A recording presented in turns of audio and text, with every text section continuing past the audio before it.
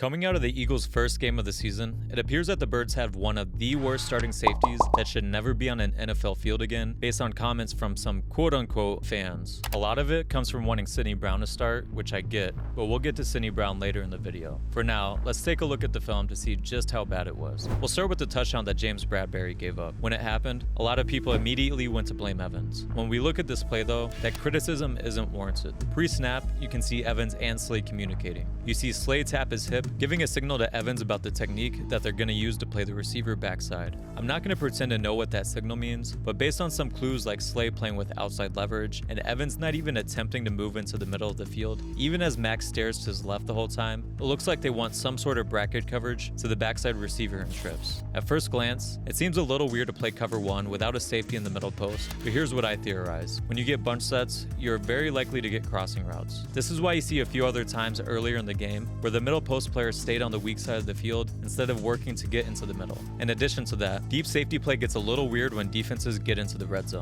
Since the back of the end zone provides a natural cap to the defense, the post safety doesn't need to play as deep and worry about getting as much width on deep passes. He wouldn't have time to get there anyway. So defensive coordinators will do a number of different things with that safety, and a lot of it varies based on opponent. One method is to have that safety double team a receiver, like if a team has a stud they like to go to in the red zone. Another popular method is to take away crossing routes, whether that's based on formation or who the first crosser is. On this play against the Packers, the post safety is helping to take away the crossing route, which is one of the hardest things to stop in man coverage. It does leave a vacated area for the offense to attack though. Take a look at this play from last season against the Cowboys. The safety and corner are communicating about swapping their assignments based on the release of this receiver. As soon as the receiver goes across the formation, the safety takes him and the corner is free to roam and take away crossing routes coming back to his side. Obviously, Reed and Slay collide, but by swapping the assignments, the corner is now free to undercut the crossing route, which the quarterback was unaware of. Against the Patriots, my thought is that Slay and Evans are mixing their coverage. If the receiver goes inside, then Evans is going to take him, and Slay will work to take away crossing routes. If the receiver goes outside or runs a curl like he did here, then Slay will stay on him, and Evans will look to take away crossing routes, which is exactly what happens. If the Eagles are going to run the coverage this way, then they need to use a combo coverage to the bunch. For example, Devontae Maddox can lock the point, taking him wherever he goes. Then Blankenship and Bradberry will combo the number 1 and number 3 receiver. They will read the route of the number 3 receiver and determine who to guard based on that. In this scenario, Bradberry would take the number 3 receiver running to the flat, and Blankenship would squeeze over top of the number 1 receiver, putting him in good leverage to take away the post. On the backside, Evans is still there to help take away the crossing route while providing Slay with inside help on the receiver to their side. These are the week 1 kinks that need to be worked out when you have a new defensive coordinator and 2 new starters in the secondary. This unit will improve over the year as the communication issues improve. Who knows? Maybe I'm completely wrong, but when you factor in that Evans played over 30 snaps as a middle post player and didn't have trouble getting there anytime before, and the pre-snap communication between Slay and Evans, this doesn't seem to me that Evans' job was to get to the middle of the field. Now on to what I think is probably Evans' worst play. The Eagles are in cover 8, which means Evans is playing quarters coverage to the weak side of the play. In quarters, he has to take the number 2 receiver man-to-man if he runs a vertical route. I don't know the Eagles' exact rules, but typically that means any route that goes beyond 7 to 8 yards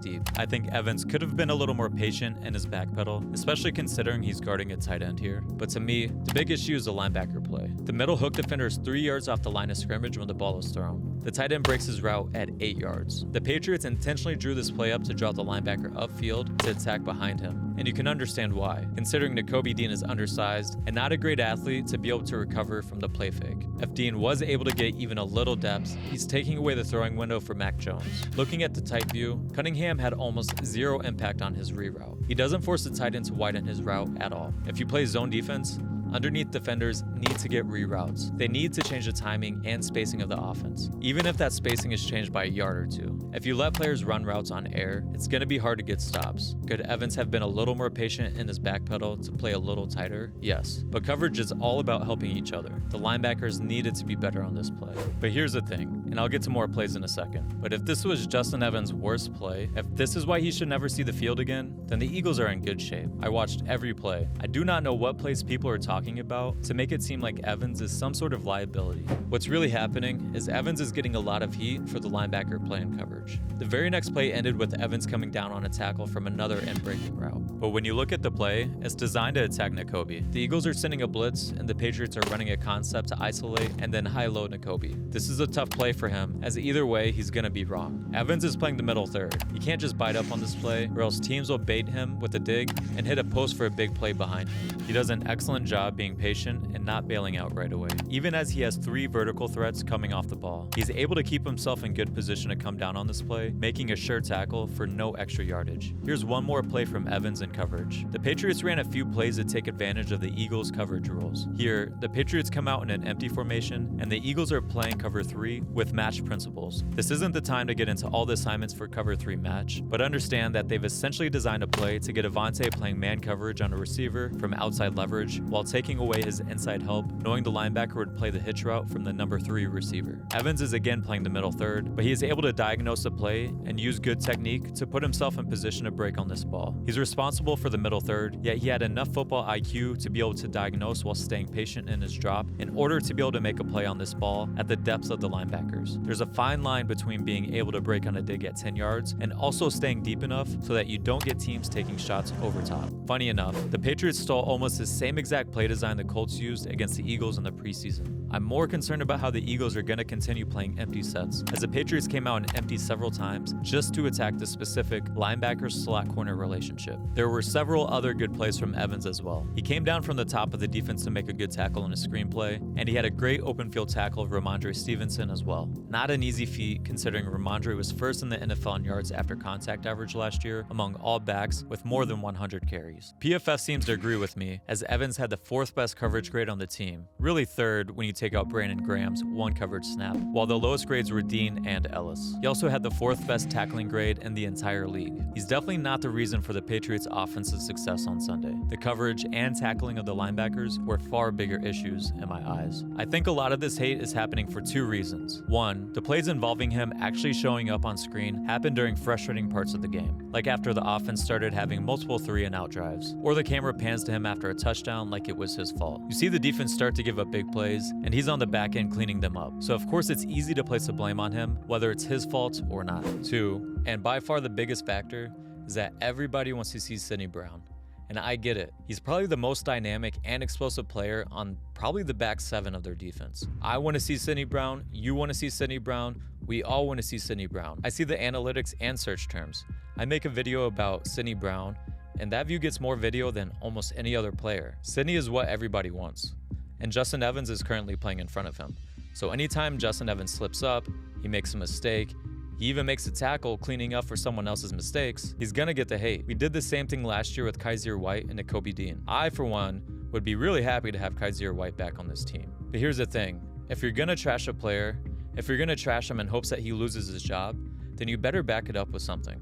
You can't go out there saying that he's the worst player on the field, he's constantly in bad positions, he doesn't know where to be, and then not have any film of that. If you're gonna use your platform to say that a player is out of position multiple times in the game, then show that. Or else it just comes across like you're trying to take someone down so that your guy can play. Shouldn't we be rooting for everyone on the Eagles to do well? I would understand if this guy was fucking up and constantly out of position, missing tackles, giving up a bunch of catches, but that's not what happened. So don't go around making false narratives that that's what happened, because it's not. This is not my indictment that Justin Evans is a Pro Bowl player, but I'm also not gonna make snap judgments and say that the guy needs to be cut or benched after one game, especially a game where it wasn't really his fault for the Eagles' defensive woes. I'll watch for a larger sample size, but I saw some good things on film from him last year with the Saints. He showed great versatility, understanding of defenses, and that veteran savvy that creates turnovers. I also saw some of his limitations athletically. Is he the fastest guy? By no means.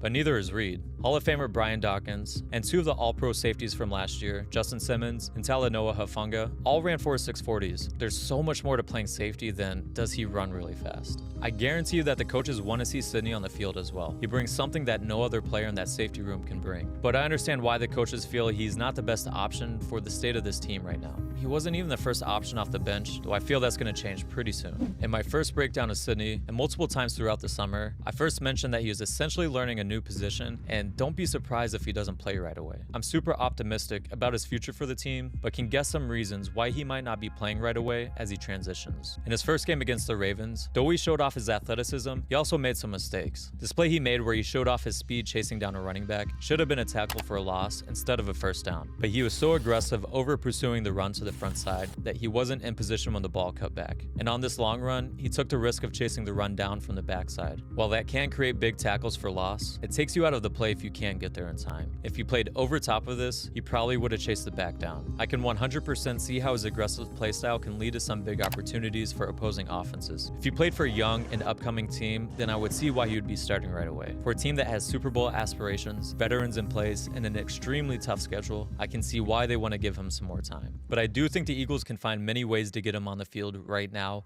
even if he's not starting. Sidney played so many snaps pretty much as a linebacker in college, and with the state of the Eagles linebacker room right now, they could really use his juice in that area. Sean Desai's defenses are going to put a lot of pressure on safeties and linebackers to cover tight ends and running backs underneath. In Seattle, Desai's defenses were 5th in percentage of opposing targets that went to tight end and 8th in percentage of opposing targets that went to running backs. This is going to be the theme all year. What you saw against the Patriots was just a warm-up. The Eagles need to figure out a way to get Sidney on the field playing underneath and let his speed and maniacal pursuit of the ball show off. And considering the defensive line we have, they will help keep Sidney clean on running plays. Nakobe played well in the run game, but he also had a lot of clean shots at running backs because his guys up front were eating up blocks. Let's see Sidney get some of those opportunities. And with how much pressure Sweat and Reddick and Carter and Fletch and everybody else will get, teams are gonna do what the Patriots did and try to get the ball out quick with screens and quick passes and dump-offs. Put Sidney in as a dime linebacker or a big nickel and let him go hunt. I love Avonte Maddox, but there was a play where the Patriots came out in 13 personnel. That's 1 running back and 3 tight ends. The Eagles came out nickel personnel with Avonte in the slot. The first play was a pass. The next play, the Patriots ran no huddle to keep the Eagles defense out there and then got in a run formation targeting Avonte. That's a tough position for the 185-pound Maddox to be in. This is what Sidney does to tight ends when they try to block him. I know it was week 1, but I want to see the Eagles use their personnel better. Get more creative. Get this heat-seeking missile on the field. The Eagles defense will be better for it. All right, I think that's the end of this rant. Just remember the takeaways from the day. If you're gonna talk shit, back it up. Get Sidney Brown on the field as a dime linebacker, and go Birds.